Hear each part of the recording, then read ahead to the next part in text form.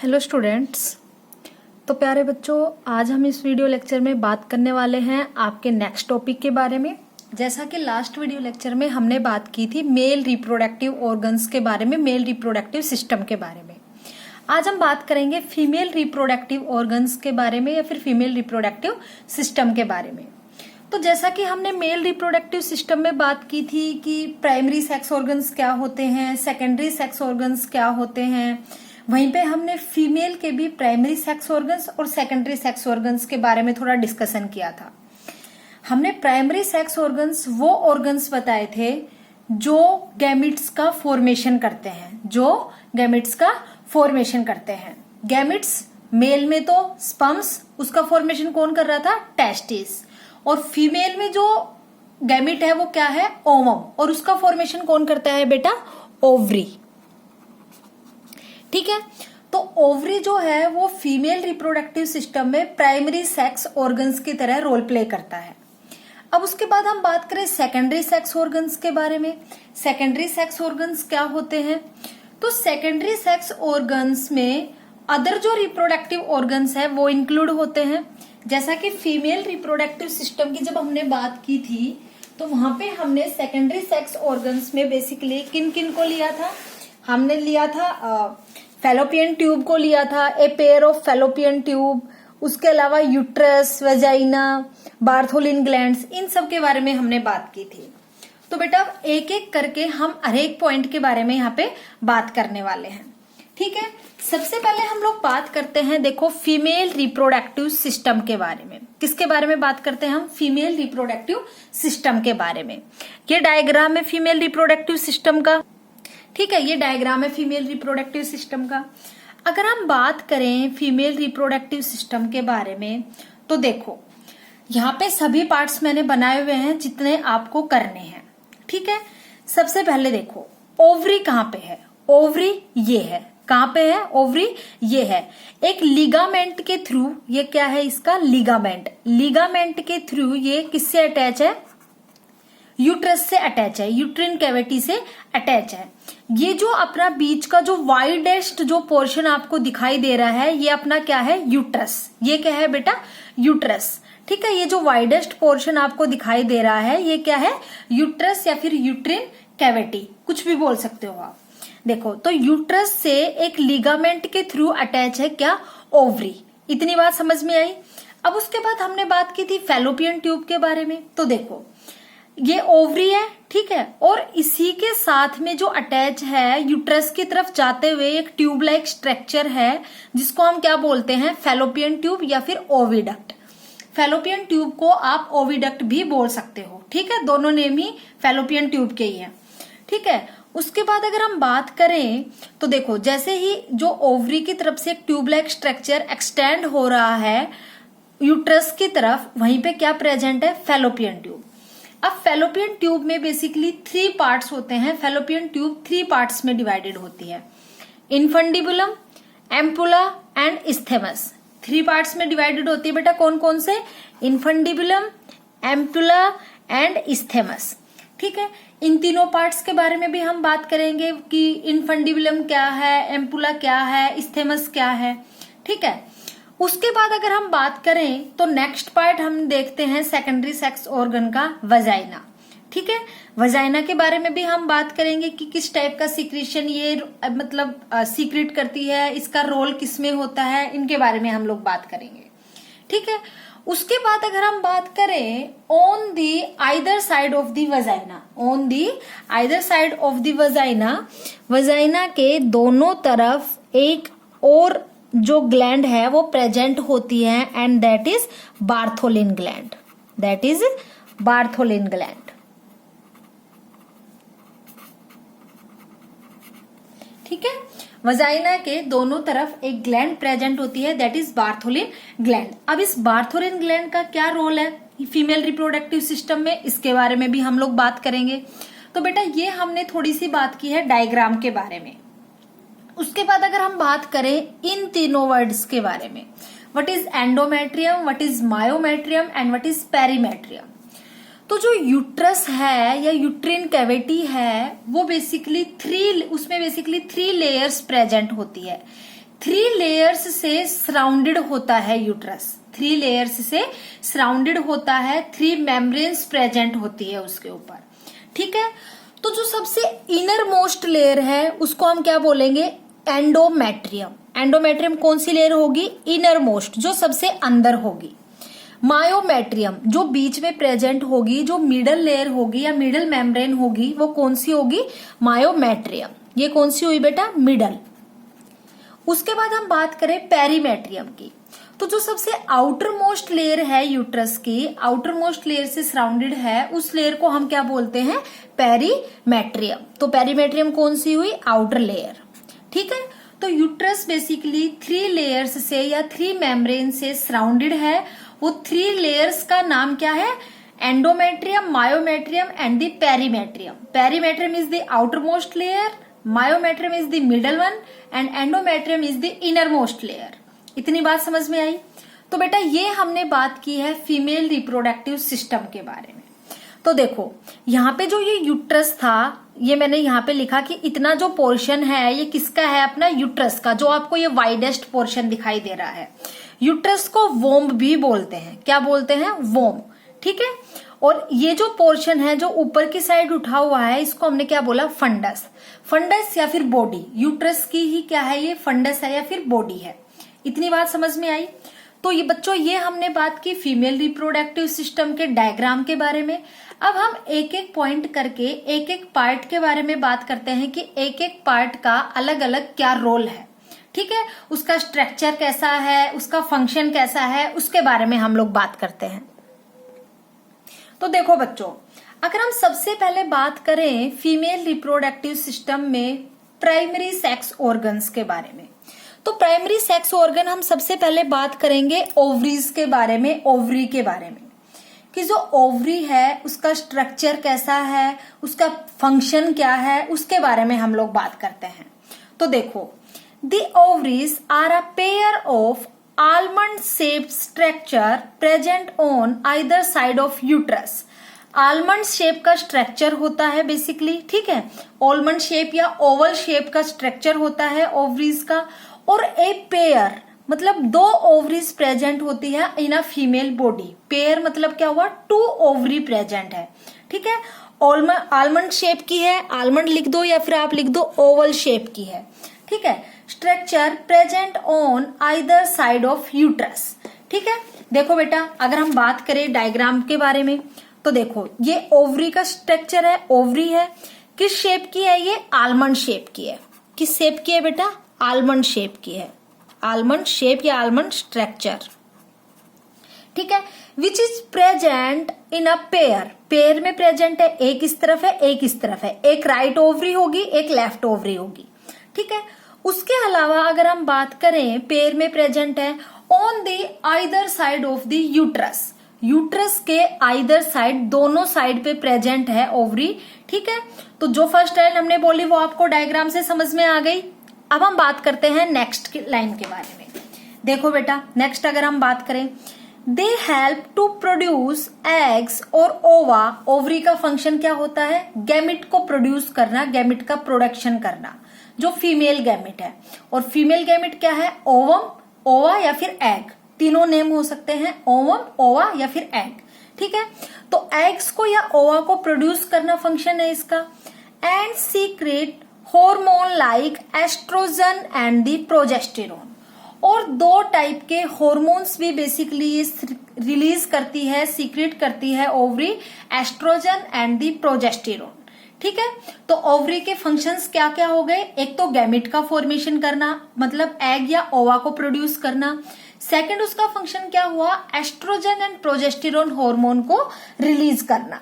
ठीक है, अब अगर हम बात करें estrogen hormone and the progesterone hormone के बारे में, कि एस्ट्रोजन हार्मोन क्या रोल प्ले करता है और प्रोजेस्टेरोन हार्मोन क्या रोल प्ले करता है, आपको याद होने चाहिए बेटा ये कि what is the function of estrogen hormone and what is the function of progesterone hormone. Estrogen hormone क्या करता है, बेसिकली जो फीमेल के सेकेंडरी सेक्सुअल कैरेक्टर्स है, सेकेंडरी सेक्सुअल कैरेक्टर्स मतलब जो प्यूबर्टी के दौरान जो चेंजेस आते हैं वो क्या हुए, सेकेंडरी सेक्सुअल कैरेक्टर्स हुए। ठीक है, तो उन कैरेक्टर्स के डेवलपमेंट को कंट्रोल करता है एस्ट्रोजन हार्मोन। ठीक है, तो एस्ट्रोजन हार्मोन बेसिकली क्या करता है, control the development of female secondary sexual characters. ठीक है, एस्ट्रोजन हार्मोन का फंक्शन समझ में आया, controls the development of female secondary sexual characters. Second hormone जो रिलीज करती है ओवरीज, दैट इज प्रोजेस्टेरोन। अब प्रोजेस्टेरोन हार्मोन का क्या फंक्शन है अगर हम बात करें तो देखो, प्रोजेस्टेरोन हार्मोन का सबसे बेसिक और सबसे मेजर जो रोल है फीमेल रिप्रोडक्टिव सिस्टम में वो क्या है, it maintains the pregnancy. Pregnancy को जो मेंटेन करके रखता है वो हार्मोन कौन सा है बेटा, प्रोजेस्टेरोन। कौन सा हार्मोन मेंटेन करके रखता है, बेसिकली प्रोजेस्टेरोन हार्मोन जो है वो प्रेगनेंसी को मेंटेन करके रखता है। ठीक है, इट मेंटेन्स दी प्रेगनेंसी। ठीक है, प्रेगनेंसी के दौरान प्रोजेस्टेरोन हार्मोन का लेवल सबसे हाई होता है फीमेल बॉडी में। ठीक है, ड्यूरिंग द प्रेगनेंसी। अब हम बात करते हैं नेक्स्ट पॉइंट के बारे में। देखो बेटा, इतना पॉइंट हमें समझ में आ गया कि ओवरी किस शेप की होती है, आलमंड शेप की होती है, पेयर में प्रेजेंट होती है, on the either side of the uterus present है, और एग्स या ओवा मतलब फीमेल गैमेट का प्रोडक्शन करती है, और उसके अलावा दो टाइप के हॉर्मोन्स को रिलीज करती है, that is the estrogen hormone and the progesterone hormone. इतनी बात आई समझ में। नेक्स्ट देखो, at the time of birth each ovary contains thousands of immature egg, but many of them degenerate during maturation and the egg starts to mature at the stage of puberty। जब जो female है या girl है वो birth लेती है, कोई भी गर्ल है वो बर्थ लेती है, तो उस टाइम पे उनकी ओवरी में each ovary contains thousands of immature eggs। उनकी जो ओवरी है वो थाउजेंड्स में, मिलियंस में इमेच्योर एग्स को कंटेन करके रखती है। ठीक है, बट ये जो एग है इमेच्योर एग है अभी। ठीक है, तो इन एग्स का मैच्योरेशन कब होता है और ये रिलीज कब होते हैं, तो ड्यूरिंग द प्यूबर्टी। जब फीमेल्स में प्यूबर्टी पीरियड आता है, सेक्सुअल मैच्योरिटी का टाइम पीरियड आता है, तो उस टाइम पे जो ये इमेच्योर एग्स है ये मैच्योर होते हैं ड्यूरिंग द प्यूबर्टी और रिलीज होना स्टार्ट होते हैं फ्रॉम द ओवरी। ठीक है, क्या होना स्टार्ट होते हैं बेटा, रिलीज होना स्टार्ट होते हैं फ्रॉम द ओवरी। जैसा कि हमने बात की थी मेल रिप्रोडक्टिव सिस्टम में, तो मेल रिप्रोडक्टिव सिस्टम में हमने बात की थी कि जो ओवरीज है वो गैमेट का प्रोडक्शन करना स्टार्ट करती है, स्पर्म का फॉर्मेशन करना स्टार्ट करती है eight the time of puberty. लेकिन फीमेल्स में क्या है, एग्स तो पहले से ही प्रेजेंट है, जब फीमेल बर्थ लेती है तभी से प्रेजेंट है उसकी ओवरी में। ठीक है, वो कहीं से बन नहीं रहे, उनका फॉर्मेशन नहीं हो रहा, प्रोड्यूस मतलब बर्थ होने के बाद वो प्रोड्यूस नहीं हो रहे, वो पहले से ही बने हुए हैं इन दी ओवरी ऑफ द फीमेल। बस कितना डिफरेंस है, ये डिफरेंस है कि वो इमेच्योर एग्स है। क्या है बेटा, वो इमेच्योर एग्स है जो उनकी ओवरी कंटेन करके रखती है। ठीक है, लेकिन eight the time of puberty, puberty के टाइम पे ये एग्स है ये क्या हो जाते हैं, मैच्योर हो जाते हैं और ओवरी से रिलीज होना स्टार्ट हो जाते हैं। ठीक है, one egg release from either side of the ovary in each month, this process is called ovulation.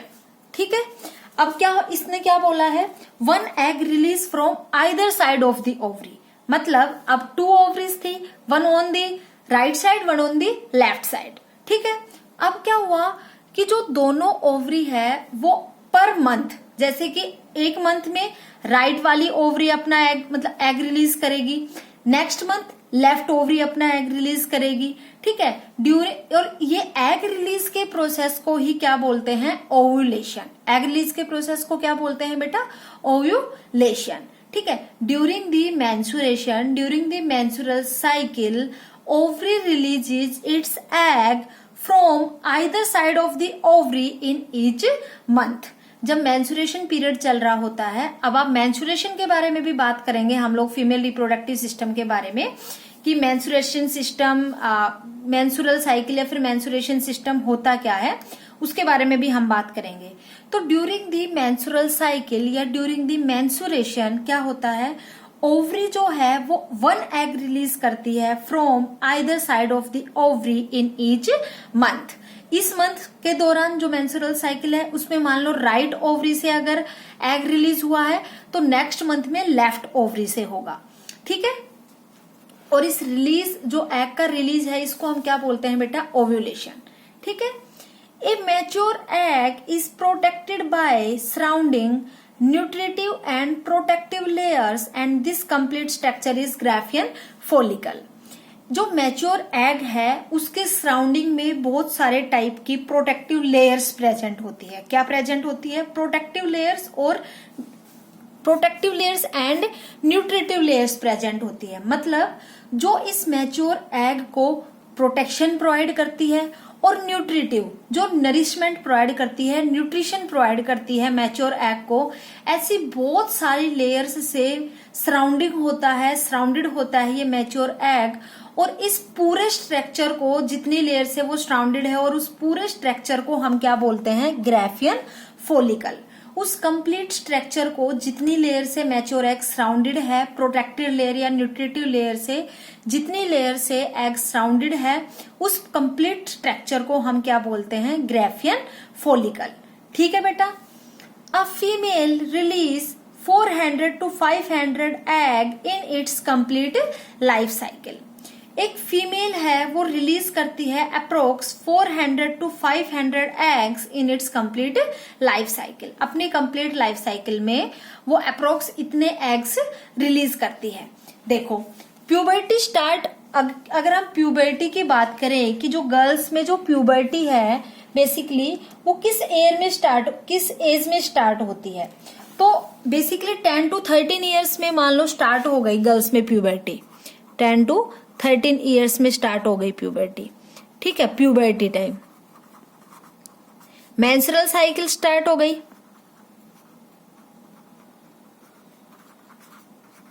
During the puberty. अब अप्रोक्स 45 to 50 या फिर 50 to 55 ईयर्स ओल्ड जब लेडी होती है, वुमेन होती है, तो उसमें मेंस्ट्रुअल साइकिल स्टॉप हो जाती है, ठीक है। और मेंस्ट्रुअल साइकिल की बिगिनिंग को हम क्या बोलते हैं, मिनार्के, ठीक है। और मेंस्ट्रुअल साइकिल के स्टॉपेज को, जब मेंस्ट्रुअल साइकिल स्टॉप हो जाती है तो उसको हम क्या बोलते हैं, मीनोपोज। उसको क्या बोलते हैं बेटा, मीनोपोज। तो देखो 10 to 13 ईयर्स ओल्ड में प्यूबर्टी स्टार्ट हुई, 50 to 55 ईयर्स में स्टॉप हो गई मेंस्ट्रुअल साइकिल, ठीक है। तो सपोज करो ऑन एन एवरेज आपने माना 13 to 50, कितने ईयर्स हुए अगर हम बात करें 13 to 50 के बारे में, तो कितने ईयर्स हुए बेटा, ठीक है, अप्रोक्स 37 to 38 ईयर्स हुए, ठीक है। मान लो 37 ईयर्स हुए। अब 37 ईयर्स में हर मंथ में ओवरी एक एग रिलीज करती है, तो पूरे 1 ईयर में कितने करेगी, 12 करेगी, 12 एग्स रिलीज करेगी, ठीक है। और 37 ईयर्स में वो कितने कर देगी अप्रोक्स, अगर हम 37 से मल्टीप्लाई करते हैं 12 को तो अपना कितना क्या रिजल्ट आता है, अप्रोक्स 444 एग्स जो है वो लेडी रिलीज करेगी इन देयर लाइफ साइकिल, ठीक है। तो हमने यहाँ पे ये बोला है एक फीमेल है वो अप्रोक्स 400 to 500 एग्स रिलीज करती है in its complete life cycle, ठीक है। हर एक मेंस्ट्रुअल साइकिल में कितने करेगी, 1 एग रिलीज करेगी। तो उसकी एज कितनी है, स्टार्ट कब होते हैं एग रिलीज होना, या फिर मेंस्ट्रुअल साइकिल बिगिनिंग होना अप्रोक्स 10 to 13 ईयर्स की एज में, स्टॉप कब होती है 50 to 55 ईयर्स की एज में, ठीक है।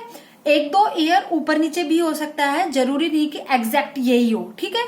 किसी किसी को 45 ईयर में भी स्टॉप हो जाता है मेंस्ट्रुअल साइकिल, किसी को 50 अबाव में होता है, किसी को 55 तक होता है, लेकिन ऑलमोस्ट 55 तक मेंस्ट्रुअल साइकिल स्टॉप हो जाती है, ठीक है। तो अप्रोक्स कितने एग रिलीज किए बेटा एक फीमेल ने in its whole life cycle? 444। ठीक है, अब हम बात करते हैं नेक्स्ट पॉइंट के बारे में। तो ये तो हमने बात की बेटा ओवरी के बारे में, ओवरी के स्ट्रक्चर के बारे में और ओवरी के फंक्शंस के बारे में। अब हम बात करते हैं ओविडक्ट एंड फैलोपियन ट्यूब, मतलब जो सेकेंडरी सेक्स ऑर्गन्स है, सेकेंडरी सेक्स ऑर्गन्स जो है फीमेल में, उनके बारे में हम लोग बात करते हैं। तो सबसे पहले हम किसके बारे में बात करेंगे? ओविडक्ट एंड फैलोपियन ट्यूब के बारे में बात करेंगे।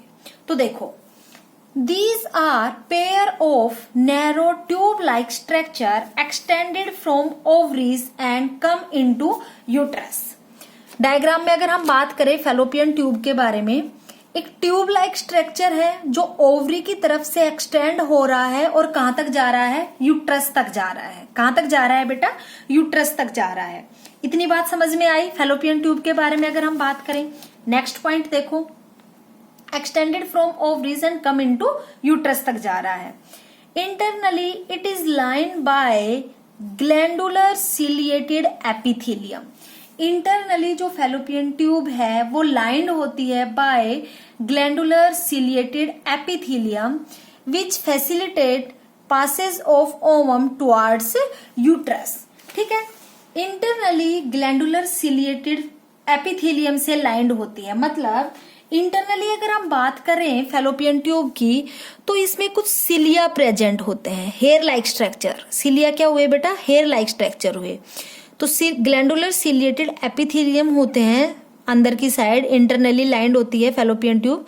और इन सिलिएटेड स्ट्रक्चर्स का सबसे बेसिक फंक्शन क्या होता है? जो ओवम या एग जो यहाँ से रिलीज होगा उस ओवम के पासेस को इजीली पास करा देना टू दी यूट्रस, यूट्रस तक पहुंचाना। ठीक है, अब ओवरी यहाँ पे क्या किया? इसने एग रिलीज किया। ये क्या है? सपोज मान लो एग है ये। ठीक है, ये क्या है? एग है, या फिर हम क्या बोलेंगे? ओवा। अब क्या होगा? ये इस साइड मूव करता जाएगा टुवर्ड्स द यूट्रस, क्योंकि जो फर्टिलाइजेशन होना है, फर्टिलाइजेशन के बाद जब प्रेगनेंसी डेवलप होती है फीमेल में, तो जो बेबी है वो यूट्रस में ही रहता है। ठीक है, वोम में ही रहता है। तो एग को फर्टिलाइजेशन के लिए मूव करना पड़ेगा टुवर्ड्स द यूट्रस। कहाँ मूव करना पड़ेगा? Towards the uterus. ठीक है, और बेसिकली जो फर्टिलाइजेशन की साइट है जहां पे फर्टिलाइजेशन प्रोसेस होता है वो कौन सी है बेटा? एम्पुला। एम्पुला तक पहुंचते पहुंचते जो एग है वो फर्टिलाइज हो जाता है, यदि टाइम पीरियड सही चल रहा है, टाइम पीरियड ओव्यूलेशन वाला चल रहा है तो। ठीक है, अब फर्टिलाइजेशन के बारे में जब बात करेंगे तो वहां पे हम बात करेंगे कि फर्टिलाइजेशन कैसे होता है। लेकिन फर्टिलाइजेशन की जो सबसे स्पेसिफिक साइट है वो कौन सी है? एम्पुला। एम्पुला साइट पे आके फर्टिलाइजेशन हो जाता है। अगर एम्पुला आए आपके, मान लो कोई कॉम्पिटिटिव एग्जाम है, अगर वहां पे पूछा जाए कि फर्टिलाइजेशन साइट कौन सी होती है फीमेल बॉडी में, तो क्या आंसर आएगा? एम्पुला। लेकिन अगर आपको एम्पुला ना देके फैलोपियन ट्यूब दिया हुआ हो ऑप्शन में, तो आप क्या ऑप्शन टिक करोगे? फैलोपियन ट्यूब, क्योंकि फैलोपियन ट्यूब का ही तो पार्ट है ना बेटा एम्पुला। इतनी बात समझ में आई। अब हम बात करते हैं नेक्स्ट पॉइंट के बारे में। तो लाइंड होता है by glandular ciliated epithelium which facilitate passage of ovum towards uterus. आपने वर्ड सुना होगा सिलिया, फ्लैजिला। ठीक है, 9th क्लास में सिलिया, फ्लैजिला। सिलिया, फ्लैजिला ऐसे स्ट्रक्चर्स होते हैं, हेयर लाइक स्ट्रक्चर होते हैं बेसिकली, जिनका बेसिक फंक्शन किसमें होता है? मूवमेंट में। किसी भी चीज को मूव कराने में इनका बेसिक रोल होता है। ठीक है, तो अंदर की साइड से अगर जो स्ट्रक्चर है वो सिलिएटेड है तो उसमें से ओवम है वो इजीली पास हो जाएगा टुवर्ड्स द यूट्रस। इसीलिए जो फैलोपियन ट्यूब है वो इंटरनली लाइंड होती है by glandular ciliated epithelium. Next point देखो, it is divided into 3 main parts. Fallopian tube 3 main parts में डिवाइडेड होती है। ये बात मैंने आपको जब डायग्राम बताया था तब बताई थी। Infundibulum, isthmus and ampulla. इस इनफंडिबुलम के बारे में अगर हम बात करें, it is funnel shaped part and finger like projection is emerged from it called fimbriae. ठीक है, इस इनफंडिबुलम से फिंगर लाइक प्रोजेक्शंस अराइज हो रहे हैं। देखो ये finger like projections, funnel shaped के जो प्रोजेक्शंस है वो अराइज हो रहे हैं, और इस फनल शेप्ड इस फिंगर लाइक प्रोजेक्शंस को हमने क्या बोला, फिम्ब्रे। इस फिंगर लाइक प्रोजेक्शन को क्या बोला बेटा, फिम्ब्रे। ठीक है, which helps to collect ovum when it release from ovary. इन फिम्ब्रे लाइक स्ट्रक्चर्स का, इन फिंगर लाइक स्ट्रक्चर्स का बेसिक फंक्शन क्या होता है कि जब ओवरी एग रिलीज करेगी तो ये इस एग को कैरी करते हैं। देखो इसका स्ट्रक्चर ऐसा है फिंगर लाइक। तो जब ओवरी जो एग रिलीज करेगी, ठीक है, सपोज करो ओवरी ने ये एग रिलीज किया, तो इस फिंगर लाइक प्रोजेक्शन में ये अच्छे से उसको क्या कर लेते हैं, कैरी कर लेते हैं। ठीक है, तो इनका बेसिक फंक्शन क्या होता है, जो ओवरी से जो ओवम रिलीज हुआ उसको कलेक्ट करना या उसको कैरी करना। समझ में आया बेटा इनफंडिबुलम का। अगर आप डायग्राम को साइड में रख के अगर फिर बात करते हो, फिर अगर पॉइंट टू पॉइंट बात करते हैं हम लोग, तो अच्छे से समझ में आएगा। ठीक है, तो फनल शेप्ड स्ट्रक्चर है, फिंगर लाइक प्रोजेक्शंस निकले हुए हैं, इमर्ज्ड हैं from the tube like structure which is called fimbriae, which help to collect ovum when it release from ovary. इतनी बात समझ में आई। नेक्स्ट हम बात करते हैं इस्थेमस के बारे में। इस्थेमस क्या होता है, it is long middle cord like structure of fallopian tube. ठीक है, कैसा स्ट्रक्चर होता है, ये लॉन्ग होता है। ठीक है, इट इज अ लॉन्ग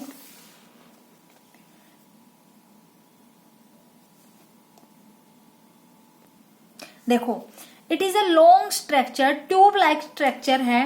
ठीक है, tube like structure of fallopian tube. समझ में आ गया इस्थेमस के बारे में। अब अगर हम बात करें एम्पुला के बारे में, एम्पुला क्या है, it is a widest swollen part of oviduct and it is also called site of fertilization. अभी आपको बताया था ना, एम्पुला में ही फर्टिलाइजेशन होता है बेसिकली। तो बेटा ये पॉइंट आपको याद रखना है कि जो फर्टिलाइजेशन का प्रोसेस है वो बेसिकली फैलोपियन ट्यूब के किस पार्ट में होता है।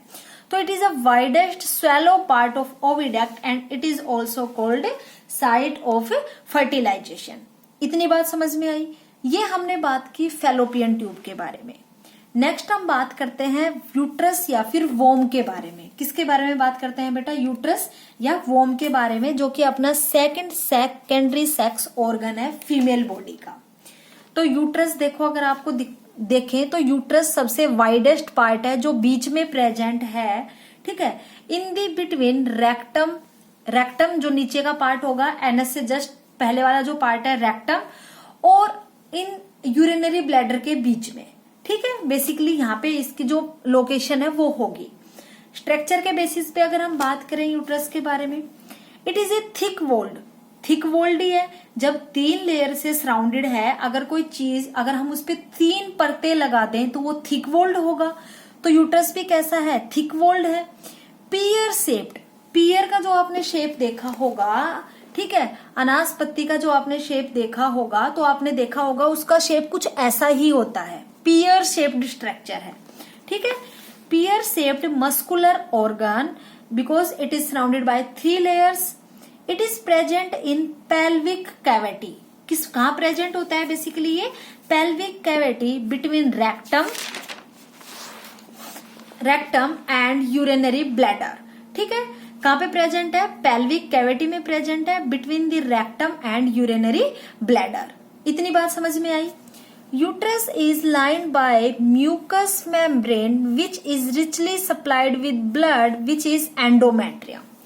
जो यूट्रस है वो लाइन्ड होता है बाय म्यूकस मेम्ब्रेन। ठीक है, और उसकी जो सबसे इनर मोस्ट लेयर है that is endometrium, it is richly supplied with blood. Blood से क्या होती है, रिचली सप्लाइड होती है। तो during the menstrual cycle, during the menstruation, जब मेंस्ट्रुएशन होता है और मेंस्ट्रुएशन के दौरान जब ब्लीडिंग होती है फीमेल बॉडी से in every month, approx after 28 to 29 days every month में। ठीक है, तो वो बेसिकली किस लेयर के ब्रेक होने से होती है, एंडोमेट्रियम के ब्रेक होने से होती है। ठीक है, जो एंडोमेट्रियम लेयर है, जो इनर मोस्ट लेयर है यूट्रस की, जो एक मस्कुलर लेयर है और जो हाईली रिच ब्लड वेसल से बनी हुई है, हाईली रिच ब्लड पाया जाता है जहां पे, ठीक है, रिचली सप्लाइड विद ब्लड, ये लेयर क्या होती है, ब्रेक होती है, जिसकी वजह से ब्लीडिंग होती है in every month which is called menstrual cycle. ठीक है, मेंस्ट्रुअल साइकिल है फिर मेंस्ट्रुएशन।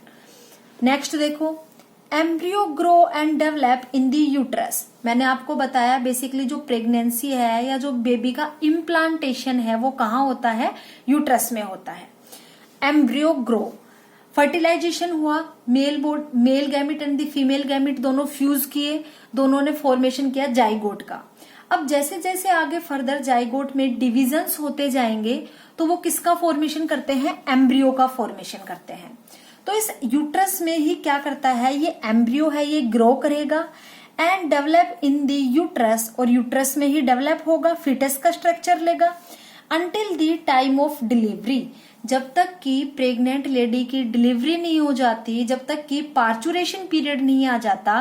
पार्चुरेशन पीरियड को ही बोलते हैं बेटा डिलीवरी या फिर बर्थ। ठीक है, जब तक पार्चुरेशन पीरियड नहीं आ जाता, पार्चुरेशन की स्पेलिंग लिख देती हूं मैं,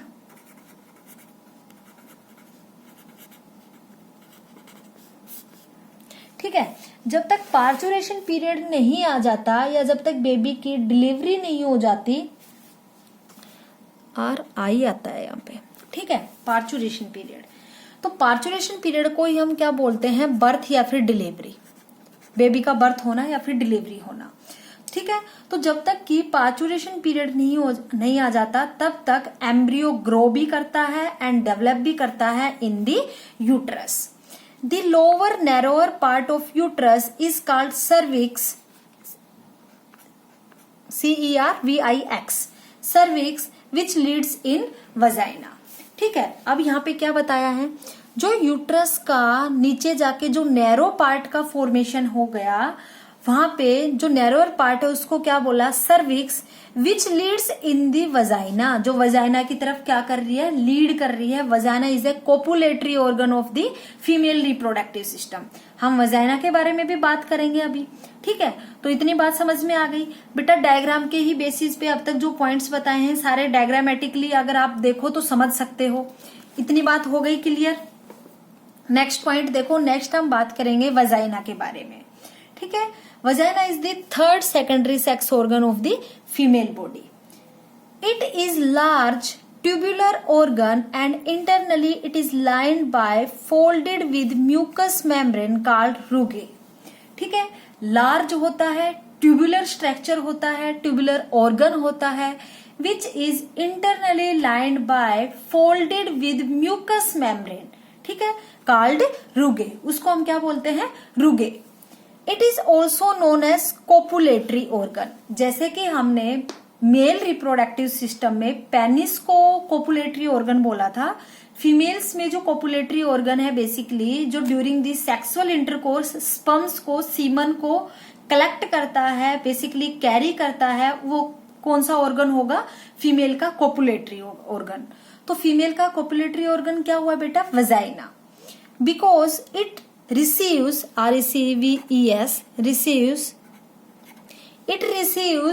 seminal fluid during sexual act and it is also known as birth canal। ठीक है, ड्यूरिंग दी सेक्सुअल इंटरकोर्स या ड्यूरिंग दी सेक्सुअल एक्ट जो सेमिनल फ्लूइड या जो सीमन रिलीज होता है from the male copulatory organ, वो बेसिकली कौन रिसीव करता है, female copulatory organ, that is vagina.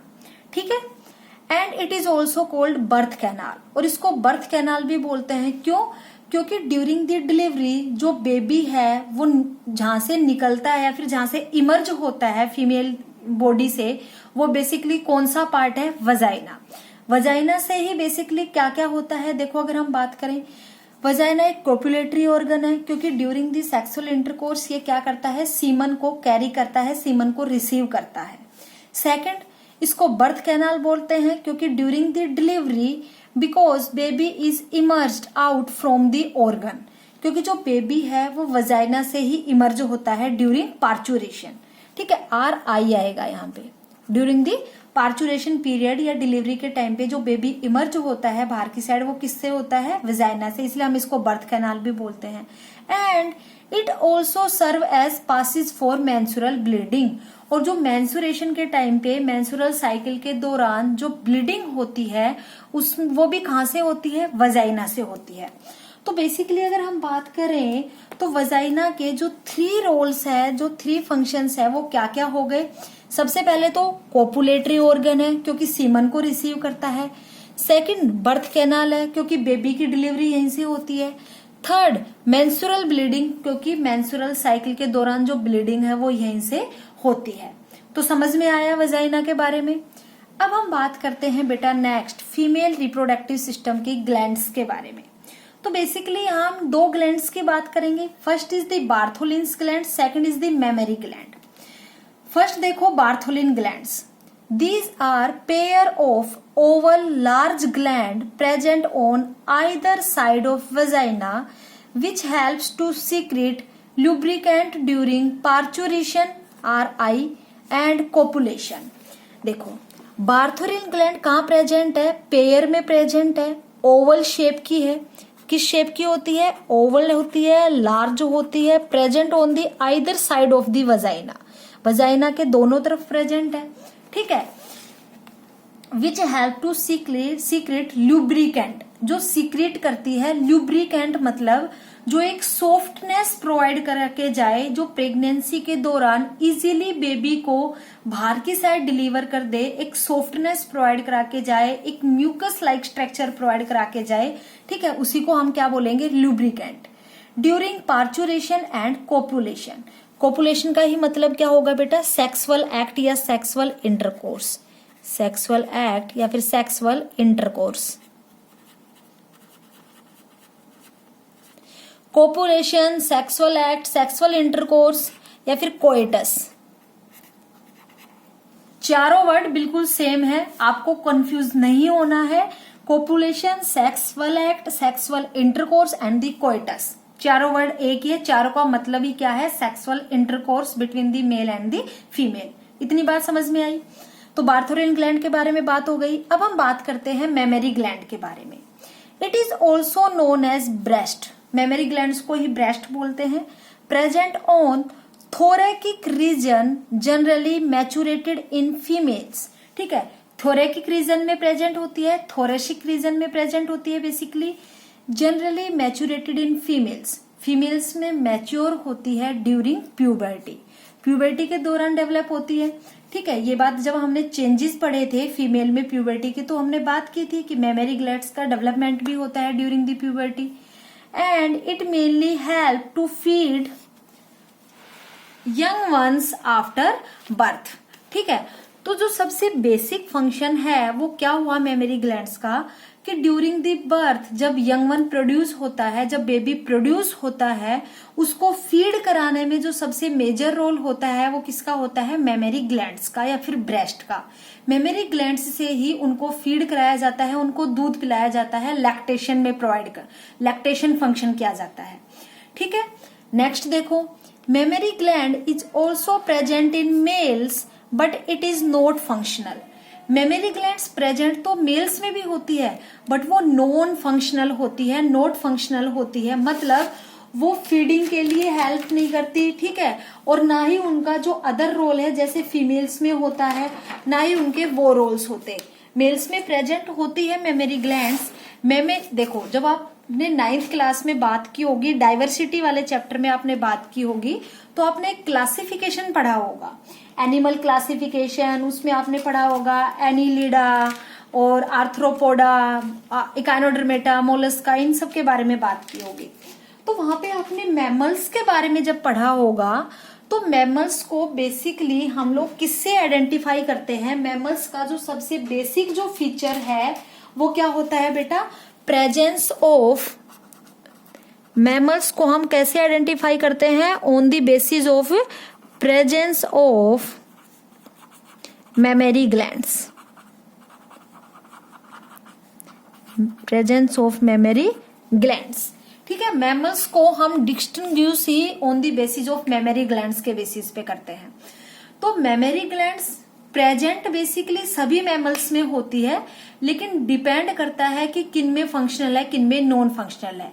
तो बेसिकली मेमोरी ग्लैंड किन में फंक्शनल होती है? फीमेल्स में फंक्शनल होती है और मेल्स में नॉन फंक्शनल होती है। और इनका फंक्शन क्या होता है? यंग वंस को, जो न्यू बर्थ जो बेबी होता है, उनको फीड कराना, उनको फीडिंग कराना, उनको दूध पिलाने में बेसिकली इनका रोल होता है। ठीक है, इतनी बात समझ में आई? तो प्यारे बच्चों, आज हमने बात की है फीमेल रिप्रोडक्टिव सिस्टम के बारे में। इसके नेक्स्ट वीडियो लेक्चर में हम बात करेंगे नेक्स्ट पॉइंट के बारे में। आज के लिए इतना ही प्यारे बच्चों, थैंक यू।